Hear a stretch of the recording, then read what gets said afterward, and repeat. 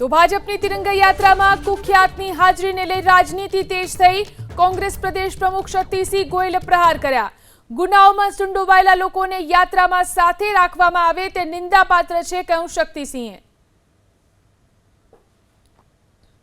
આ ઝંડા યાત્રામાં જે સૌથી મોટા ક્રિમિનલ્સ હોય સમગ્ર ગુજરાતમાં, આવા ક્રિમિનલ જે કતલખાના ચલાવતા હોય, ડ્રગ્સ વેચતા હોય, એમાં પછી કાંઈ ધર્મય નહીં જોવાનો, હિન્દુ કે મુસલમાન।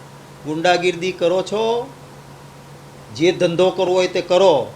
અમારી ચૂંટણીમાં કોંગ્રેસવાળાને ધમકાવવાના, કોંગ્રેસના મતદારોને મતદાન નહીં કરવા દેવાનું આ કરો છો તો તમે અમારા સૌથી વહાલા।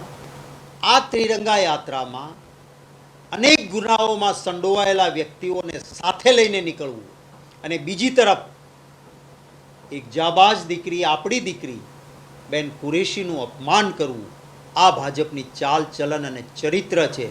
માનું છું મતદાતાઓ ભોળા જરૂર છે, પરંતુ એનો પણ એક મિજાજ હોય છે। મતદાતાઓ જ ભાજપને આ બાબતનો જવાબ આપશે।